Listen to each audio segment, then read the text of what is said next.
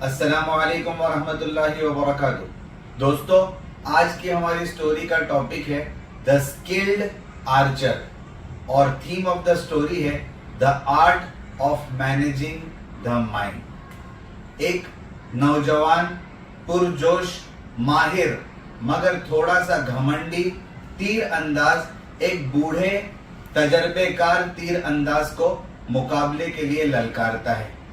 वो बूढ़े के पास जाता है और कहता है कि क्या तुम मेरी तरह तीर चला सकते हो, और फिर वो तीर चलाते हुए अपने हुनर का मुजाहरा करता है।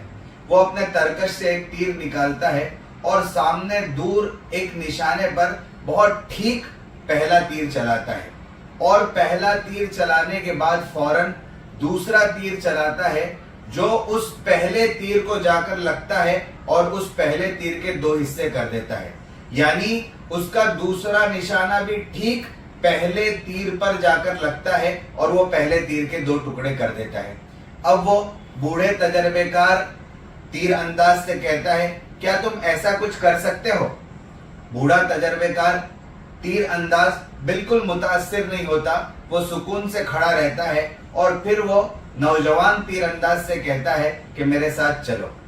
वो बूढ़ा तीरंदाज उस नौजवान तीरंदाज को एक गहरी खाई के ऊपर बने हुए एक लकड़ी के पुल पर ले जाता है जो हवाओं के झोंकों की वजह से हिल रहा होता है।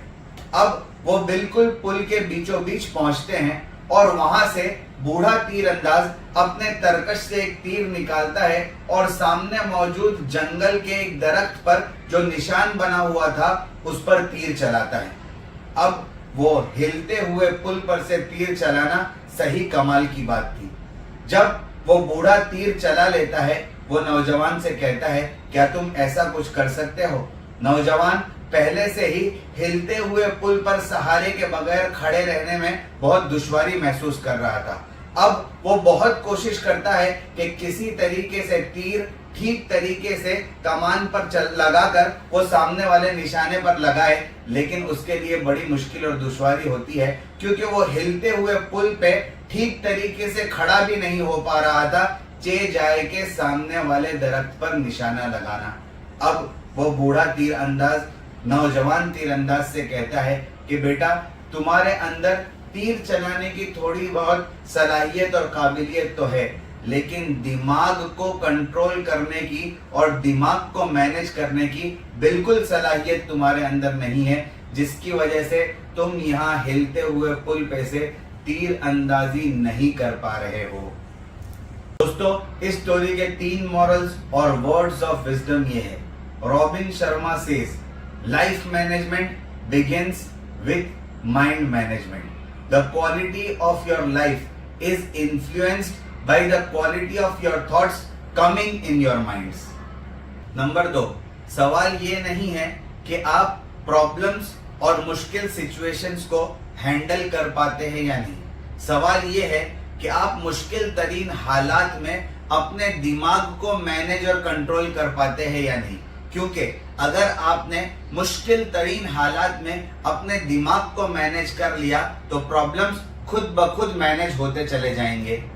नंबर 3, दुनिया के तमाम मैनेजमेंट्स में, चाहे वो टाइम मैनेजमेंट हो, टीम मैनेजमेंट हो, रिस्क मैनेजमेंट हो या कॉन्फ्लिक्ट मैनेजमेंट हो, माइंड मैनेजमेंट सबसे ज्यादा मुश्किल है, लेकिन ये सबसे ज्यादा जरूरी भी है, क्योंकि अगर आपने माइंड मैनेजमेंट को सीख लिया तो दुनिया के तमाम मैनेजमेंट्स को सीखना तुम्हारे लिए आसान हो जाएगा।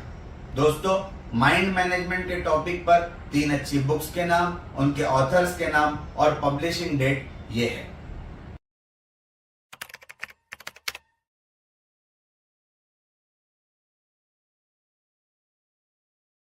Thank you very much. जज़ाकल्लाहु अहसनल जज़ा।